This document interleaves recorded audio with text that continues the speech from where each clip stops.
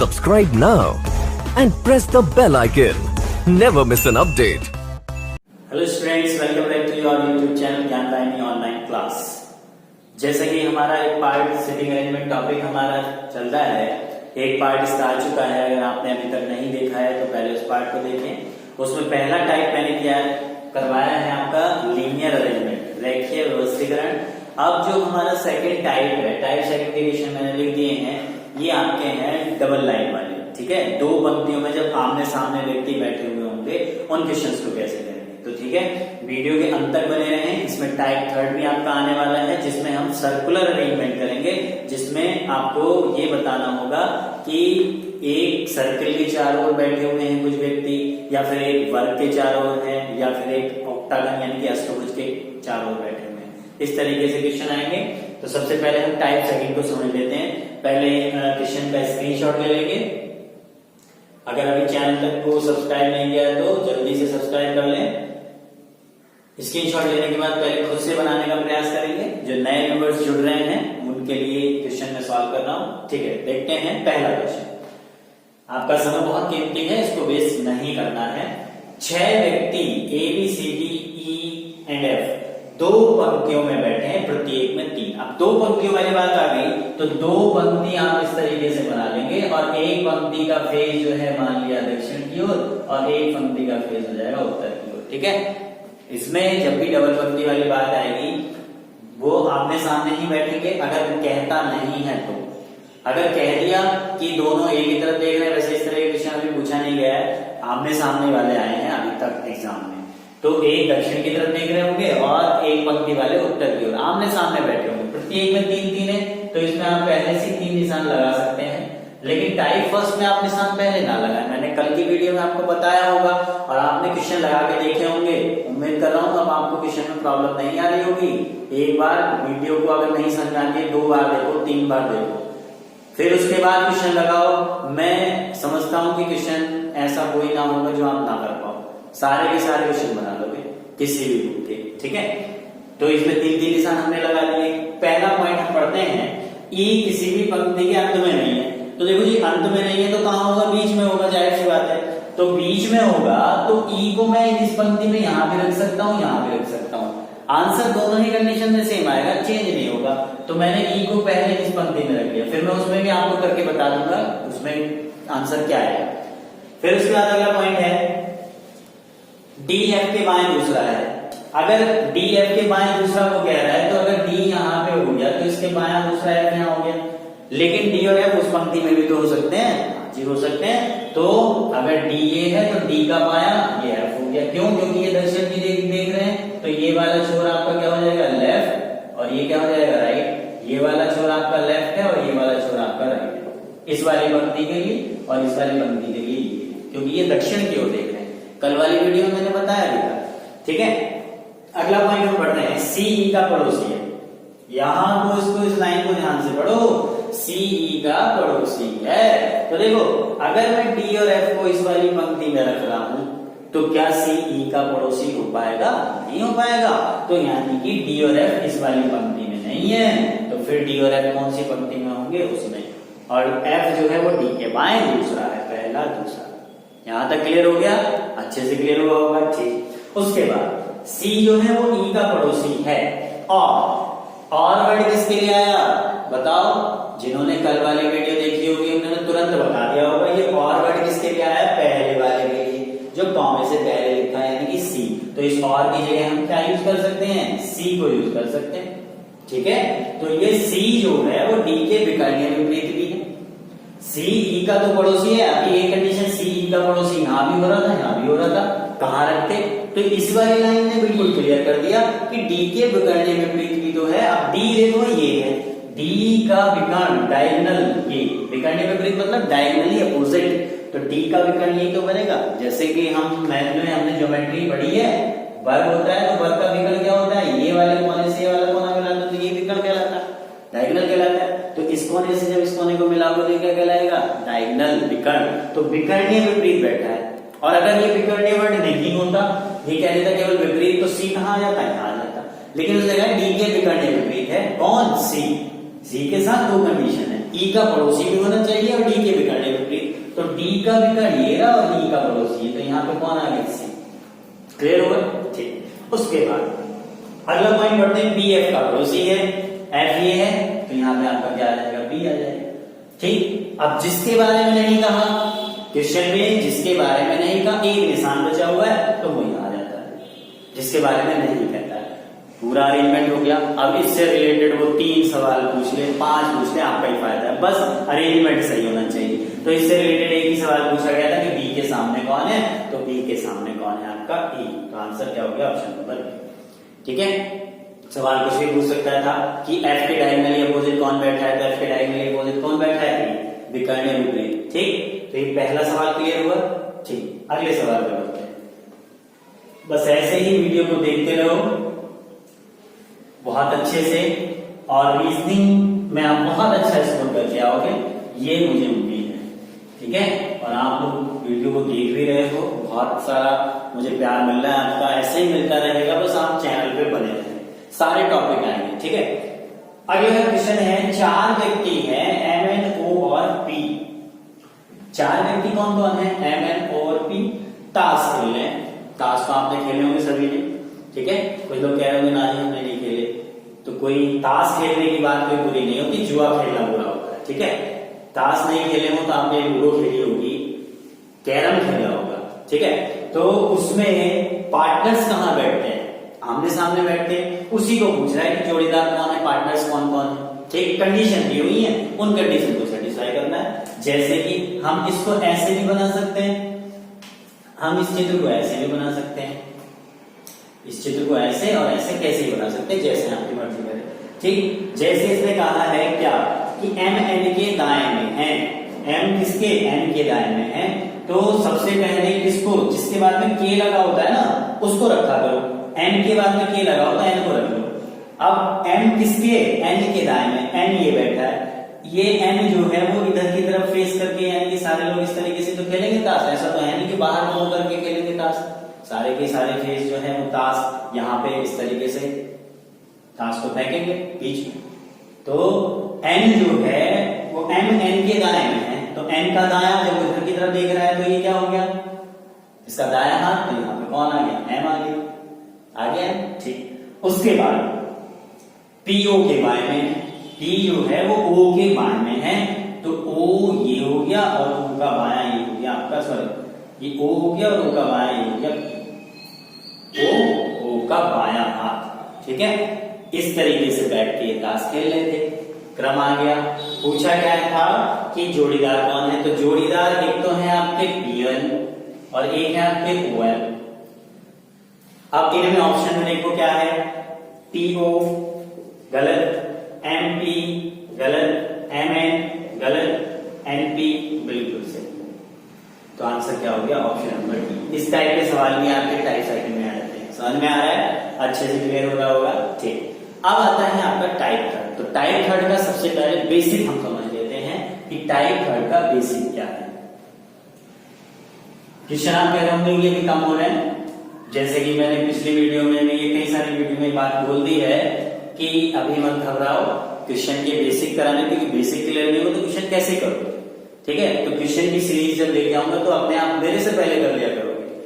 Type third, type third में आपका क्या आएगा कि कुछ व्यक्ति केंद्र की ओर फेस करके बैठे हैं, या फिर आपके वर्ग के चारों ओर बैठे हैं, या फिर अष्टभुज के चारों ओर बैठे हैं। तो उसके लिए क्या होता है, कॉन्सेप्ट बेसिक चीज है वो समझ लेंगे कि जब मुख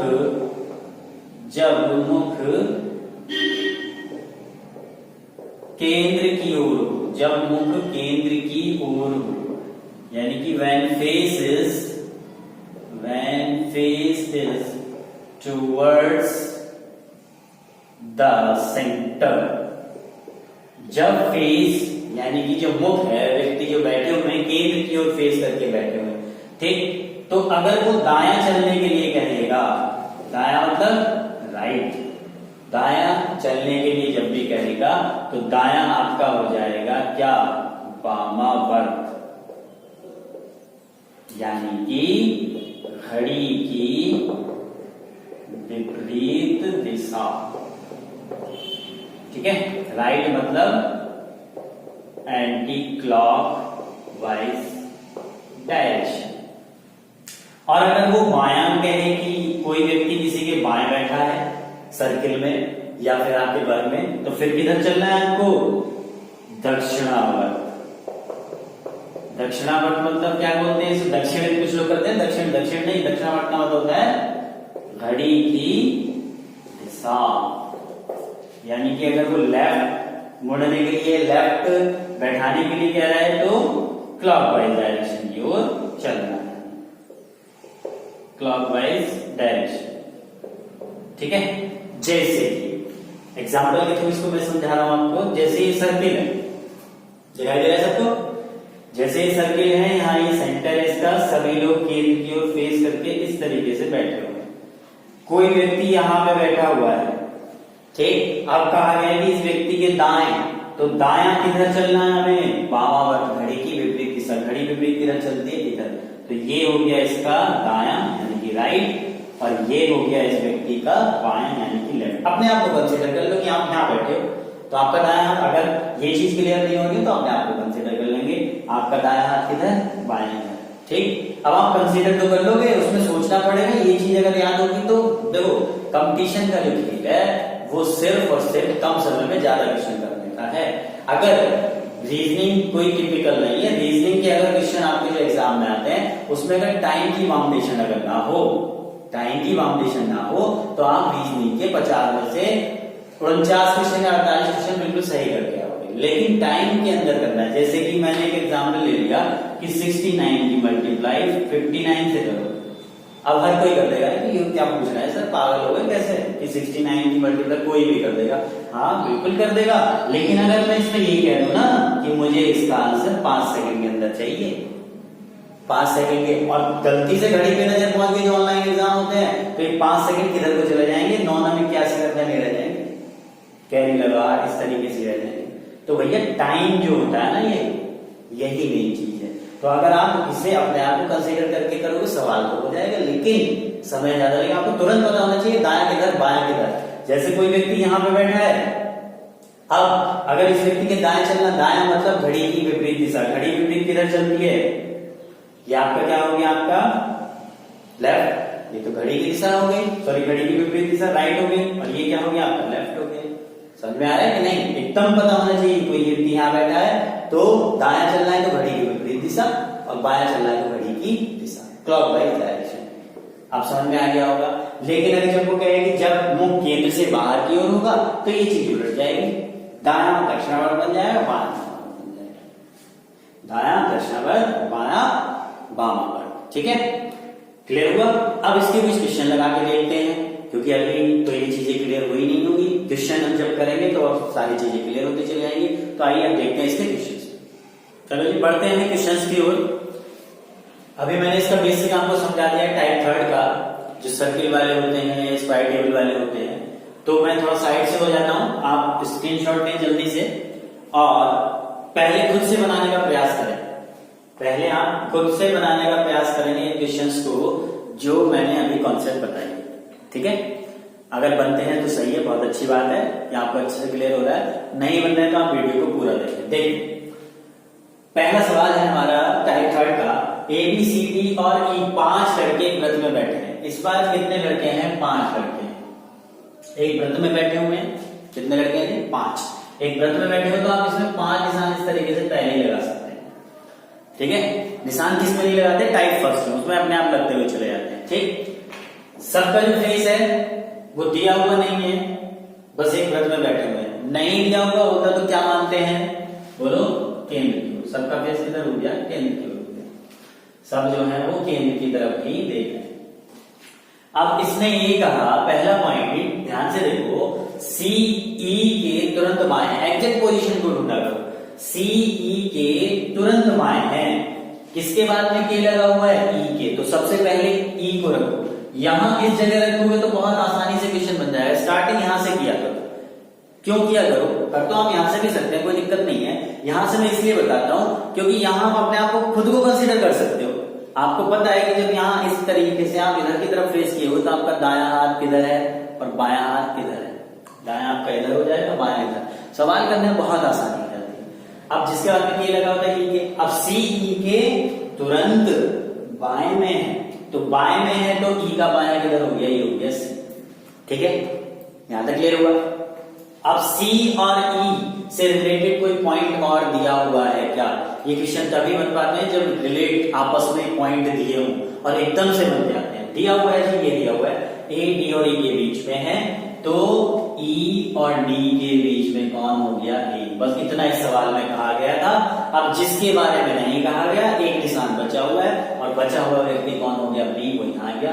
अरेंजमेंट कंप्लीट। ठीक है, समझाने में टाइम लगेगा, जब आप खुद से करोगे ना, जितने ज्यादा से ज्यादा 10 सेकंड से ज्यादा नहीं लगेंगे इस सवाल को करने में। अभी तो 5 व्यक्ति वाला है, 8 वाला भी अगला सवाल आ रहा है। ठीक है, अब पूछे क्या थे इससे रिलेटेड सवाल, 2 सवाल पूछे गए थे। पहला सी के तुरंत बाएं कौन है, तो सी के तुरंत बाएं कौन हो गया जी, बी हो गया।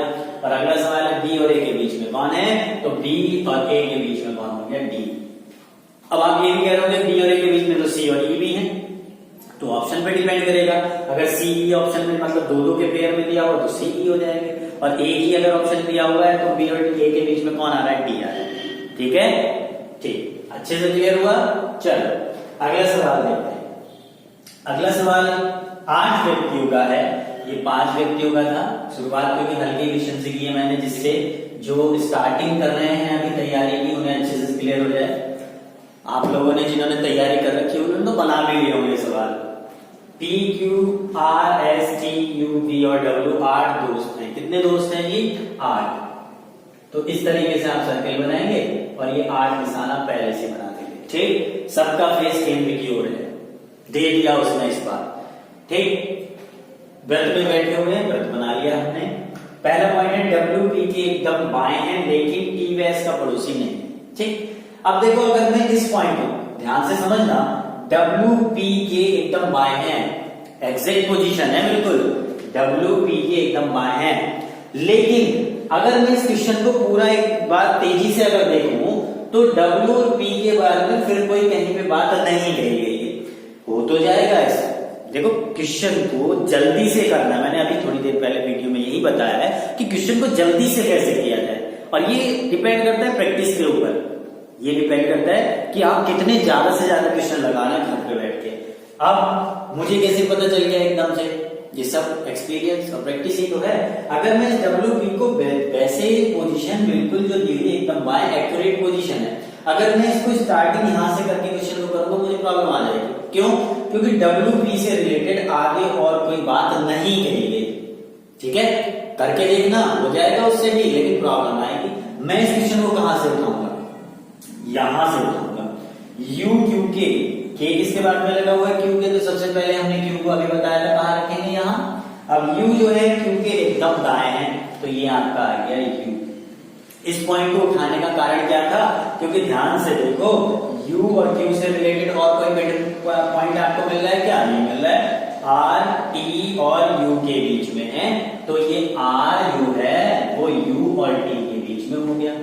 हो गया, ठीक। अब इन चारों से रिलेटेड कोई पॉइंट मिला, हाँ जी मिल रहा है। बी टी का पड़ोसी है, तो ये आपका बी आ गया जो टी का पड़ोसी था। क्लियर है, इतनी बात क्लियर होगी, ठीक। अब जो हमने पॉइंट छोड़ा था उस पर आते हैं। डब्ल्यू पी के एकदम बाएं हैं, डब्ल्यू जो है वो पी के एकदम बाएं है, लेकिन एक कंडीशन डब्ल्यू के साथ रखी। लेकिन वर्ड किसके लिए आया है, कल बताया था, जो आपने वीडियो देखी होगी कल की। लेकिन वर्ड किसके लिए आता है, जो कॉमा से पहले होता है, यानी कि W के लिए आया है। W के बारे में एक बात होती है कि T व S का पड़ोसी नहीं, तो T तो ऑलरेडी आ गया, T का पड़ोसी तो वैसे भी नहीं बनना। ठीक है, अगर मैं S को यहां पे रख दूं, ध्यान से समझना, अगर मैंने S को यहां पे रख दिया, ठीक, अब फिर उसने कहा है कि WP के एकदम बाएं है, तो P को मैंने यहां रख दिया, P के एकदम बाएं कौन हो गया, W हो गया। तो फिर ये जो पॉइंट था ना, T व S का पड़ोसी नहीं है, ये गलत हो जाएगा, क्योंकि W जो है वो T व S का पड़ोसी नहीं है, और यहाँ पे तो W S का पड़ोसी हो गया, तो ये पॉइंट गलत हो गया कि नहीं। तो अब इसको कैसे करेंगे, देखो इस S को यहां ना मान के, हमें इतना तो पता है कि WP एक साथ आएंगे, तो WP हमने एक साथ यहां रख रहे थे, तो पॉइंट गलत हो रहा है। तो WP एक साथ यहां ना रख के यहां रख दो, यानी कि आपका हो गया क्या, P और ये हो गया W।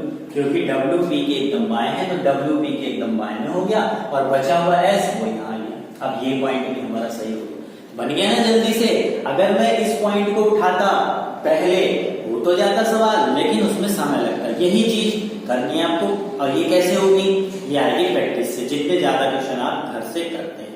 ठीक है, अब इससे रिलेटेड वो कितने क्वेश्चन पूछ ले, ये अरेंजमेंट सही हो गया। तो क्वेश्चन कि डब्ल्यू और टी के बीच में कौन बैठा है, बी का स्थान यू से कौन सा है, या बी की पोजीशन कौन सी है, ऑप्शन दे देगा। टी के बाएं दूसरा, एस के बाएं दूसरा, आर के बाएं दूसरा, इस तरीके से ये आपको क्वेश्चन दे दिए जाएंगे। क्वेश्चन आसानी से कर लेंगे, क्वेश्चन में कोई दिक्कत नहीं है।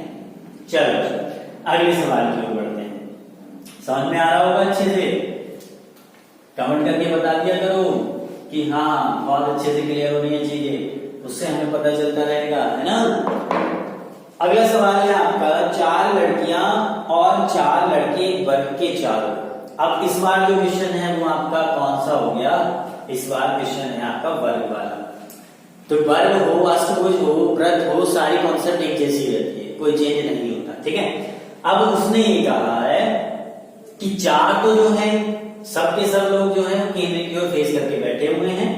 अब उसमें कंडीशन ये है 4 वर्ग के कोनों पर हैं और 4 भुजाओं के मध्य बिंदु में। तो 4 व्यक्ति तो हो गए कोनों पे बैठे हुए इस तरीके से, और भुजाओं के मध्य में भी 4 व्यक्ति बैठे हैं। इस तरीके से एक वृत्त, इसके वर्ग के चारों ओर 8 व्यक्ति बैठे हुए। क्लियर हो गई? ठीक, पहला पॉइंट पढ़ते हैं। पहला पॉइंट इसने दिया मधु उषा के विकर्णीय विपरीत है, बिल्कुल एग्जैक्ट पोजीशन है। मधु जो है वो उषा के विकर्णीय, मान लिया मैंने मधु को यहाँ, तो ये क्या आ गया यहाँ पे उषा। अब आप कह रहे होंगे कि उषा को यहाँ मधु को क्यों नहीं कर चलो, बिल्कुल सवाल का आंसर वही आएगा। मधु को यहाँ उषा यहाँ भी हो सकती है, उषा यहाँ मधु यहाँ, जो आपकी मर्जी करे जहां पे भी करे, लेकिन रखना बेकार है ये दोनों को, मधु यहाँ उषा को यहाँ, या फिर मधु उषा उषा मधु, इस तरीके से। ठीक, अगला पॉइंट पढ़ते हैं, इसी में है मधु उषा के विकर्णीय विपरीत है जो। अब भैया जो वर्ड आ गया बताओ किसके लिए है, जो वर्ड बाद वाले के लिए, यानी कि यहाँ पे जो की जगह हम क्या यूज कर सकते हैं, उषा। तो उषा गीता के दाएं में है, ये उषा किसके दाएं में बैठी है, गीता के। तो गीता को यहाँ पे रखा जाएगा, यहाँ पे रखा जाएगा। अगर मैं यहाँ रखूंगा तो ये क्या हो जाएगी, बाएं, लेकिन उषा तो दाएं में, तो इसका मतलब गीता ये हो गई।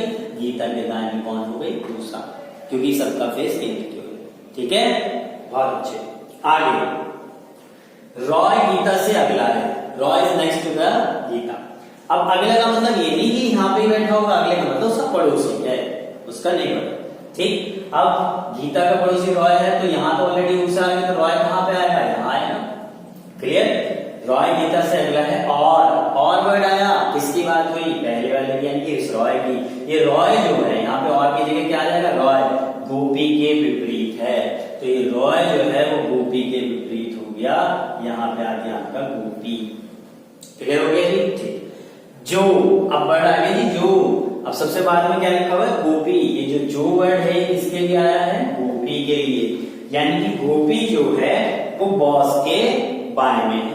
ये गोपी किसके, बॉस के बाएं में है। अगर मैं बॉस को यहाँ रखूं तो ये गोपी दाएं में हो रहा है, जबकि गोपी क्या है, बॉस के बाएं में है, तो इसका मतलब बॉस यहाँ पे बैठा हुआ है। क्लियर हो गया? ठीक, अगला पॉइंट, सुमा मधु के दाएं में नहीं है, तो मधु का दाएं में यही है, यहाँ पे सुमा नहीं है। जब यहाँ सुमा नहीं है तो इसका मतलब और कोई स्थान बचा, ये वाला बचा। तो जब यहाँ सुमा नहीं आ सकती तो सुमा यहाँ तो आ सकती है, अच्छी आ सकती है। और एक पॉइंट और दे दिया सुमा के साथ, परंतु प्रेमा के विपरीत है। ये सुमा इसके दाएं में तो नहीं है, लेकिन विपरीत है किसके, बोलो, प्रेमा के। तो ये आपका है यहाँ पे प्रेमा। 8 के 8 व्यक्ति अरेंज हो गए, अच्छी बात है। पूछा क्या है, बॉस के विपरीत कौन है, तो बॉस के विपरीत आपका गीता। क्लियर हो गया? बहुत अच्छी बात। अब इससे रिलेटेड वो 5 क्वेश्चन पूछे, आपका फायदा, 3 पूछे, आपका फायदा। बस ये अरेंजमेंट सही होना चाहिए। और रेलवे ग्रुप डी एनटीपीसी में इस टाइप का सवाल देखने को पिछली बार मिला था, इस बार भी उम्मीद है मिल सकता है। नहीं तो स्टेनो वगैरह के जो एग्जाम है, एसएससी, जेईआर, सीएचएस है, उसमें देखने को मिलेगा।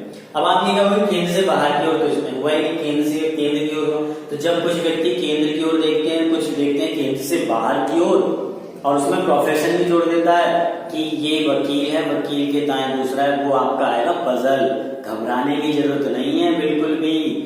जब पजल का टॉपिक आएगा सारी चीजें वहां क्लियर करके दूंगा। जब केंद्र से बाहर की ओर देखना हो, केंद्र के अंदर की ओर देखना हो। ठीक है, चैनल के साथ बने रहो ऐसी अच्छी वीडियो के लिए। ठीक, मिलते हैं